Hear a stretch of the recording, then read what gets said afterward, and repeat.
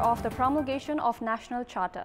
During the 5-year period, elections in new federal setup were held and issues of inclusion, among others, were institutionalized. However, many political decisions taken by the political actors and the failure to work as per public mandate has been a dampener to the very spirit of the Constitution.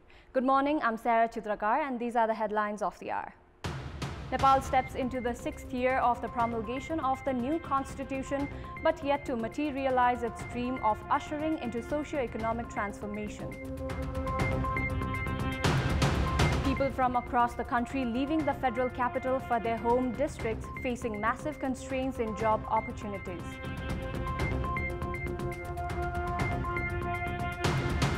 Domestic flights to run full capacity from tomorrow as the tourism minister bypasses a cabinet decision, bowing down to the pressure from airline operators. And IPL kicks off, Chennai too good for Mumbai Indians in the inaugural encounter. Du Plessis and Rayadu shine with the bat for Chennai.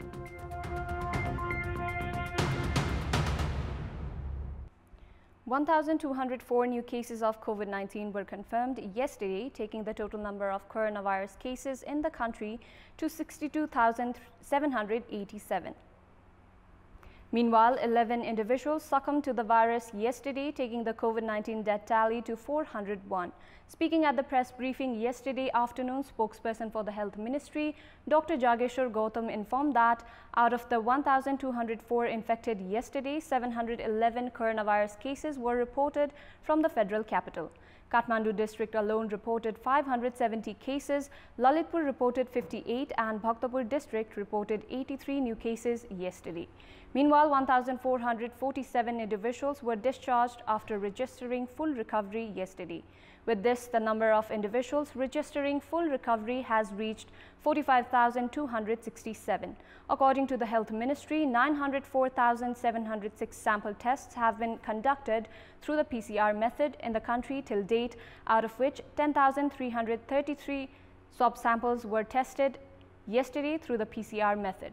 A total of 7,735 individuals are in quarantine facilities, whereas 17,129 individuals with active coronavirus cases are in various isolation centers. The country has now stepped into the 6th year of the promulgation of Federal Democratic Republic Constitution after the changes triggered by 2006 April uprising. However, the country hasn't yet leaped into the socio-economic transformation as envisioned by the Constitution. The life of daily wage workers hasn't taken a positive turn, while in the new federal setup too, it is people who are close to power enjoying an upper hand. The 1990 Constitution of Nepal is still considered to be one of the best constitutions in the world. However, the then political leadership failed to live up to the expectation of general public. The rising public frustration have way of the 2006 April uprising, eventually rooting out the 240-year-old Shah dynasty. This led to the promulgation of the federal constitution to institutionalize the achievements of republicanism. The key spirit of the constitution was to decentralize the power of Singhadarbar to every village, provide faster services, address unemployment problems, and provide easy alternatives to families with nominal income. More than 3 dozen laws were formulated, or laws were amended, and 3 levels of government were formed to abide by the spirit of the Constitution. However, nothing materialized to minimize the hardship of lower income facilities. The issue of unemployment, education and health facility remained intact. Apart from the management of the political cadres, general public are yet to sense the promised changes by the Constitution. The domestic flights which had remained disrupted amid the COVID-19 pandemic resumes from Monday onwards. The air service companies are all geared up to operate flights carrying full capacity. This was against the cabinet decision to operate flights with half capacity, considering the social distancing measures. However, the Tourism Ministry, following intense pressure from the entrepreneurs, decided to give go-ahead to normal flights. We have more in this report. A cabinet meeting on 14th of September last week had paved way to the operation of long route vehicles from domestic flights from the 17th of September. The long route vehicles and domestic flights were directed to resume their services with half the passenger capacity.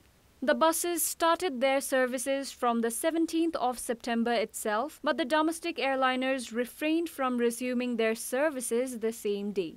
The domestic airline operators convinced Tourism Minister Yogesh Bhattrai, citing their loss while operating half the flight capacity.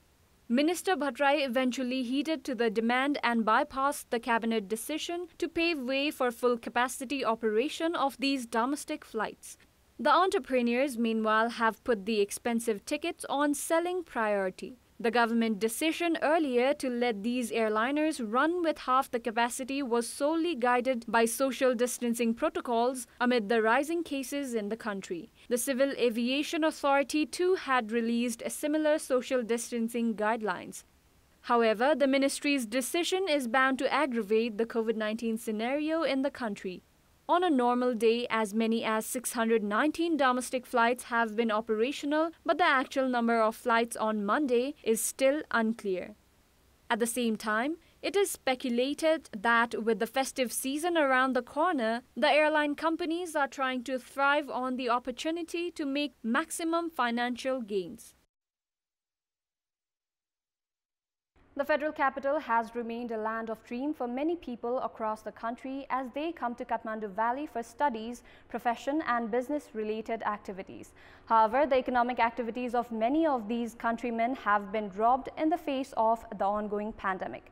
People who had made the valley their platform to earn their bread and butter, meanwhile have started returning back to their home districts. We have more in this report. Sunita Tamang, who hails from Udaipur district, was seen at the capital's new bus park in Kantipur with her 3 children. Tamang, who is just a representative case, said that the prolonged pandemic has compelled her family to move to her home district carrying all their belongings. Sunita had been living in Kathmandu Valley for the past 9 years with her children while her husband remained in Malaysia. All these years, it was an easy sailing for the Tamang family. However, with start of the COVID-19 pandemic, Sunita in Kathmandu and her husband in Malaysia have both been out of work. With all the doors of opportunities closed, the Tamang family was left with no choice but to abandon their dreamland. There are many other families who, faced with a matching situation, have decided to leave the federal capital since the long route passenger buses started operation from last Thursday. Some of them have lost their jobs, others feel there is no scope for work left in the capital, while some others have not been able to sustain their businesses. With the possibility of starvation staring them, all these people have decided to return to their home districts. Given this scenario, questions arise that whether these countrymen returning to their home districts be able to sustain their livelihood in most cases in the rural villages. In our Public Voice segment, we had asked the local residents in Dadildura, Gorkha and Rautahat, how do you evaluate the 5-year period of the implementation of the Constitution? Let's take a look at what they had to say. Public Voice. संविधान जुन लागू भयो त्यो चाहिँ एकदमै राम्रो भन्न चाहन्छु हो कहीं यसमा कमी कमजोरी देखियो मधेसीको हकमा मधेसी महिलाको हकमा संविधान आयो भने हाम्रो देश यस्तो होला हामी नागरिकले चाहिँ यति सुरक्षा पाउने छौं यति हामीले अवसर पाउने छौं भन्ने जो आशा गरेको थियो त्यो चाहिँ अहिले पाइरहेको अवस्था छैन जसलाई अधिकार दिएको छ त्यो वर्गले चाहिँ त्यो अधिकार वास्तवमा आफूले चाहिँ महसुस गर्न पाउनु पर्यो नि त बाल अधिकार भनिया छ महिलाको अधिकार भनिया छ कहाँ पाएका छन् त झन् अहिलेको अवस्थामा आएर यी महिलाहरू झन् प्रताडित भएको जस्तो लाग्छ महिलाको हकलाई यसले अझै सुनिश्चित गरेर लगेको देख्दाखेरि चाहिँ यो एकदमै राम्रो पक्ष जस्तो लाग्छ यो सँगसँगै समुदायको विभिन्न पक्षहरूको पनि सम्बोधन गरेको छ यसले र यो सँगसँगै संहिताको कुरा पनि यसमा समेटिएको छ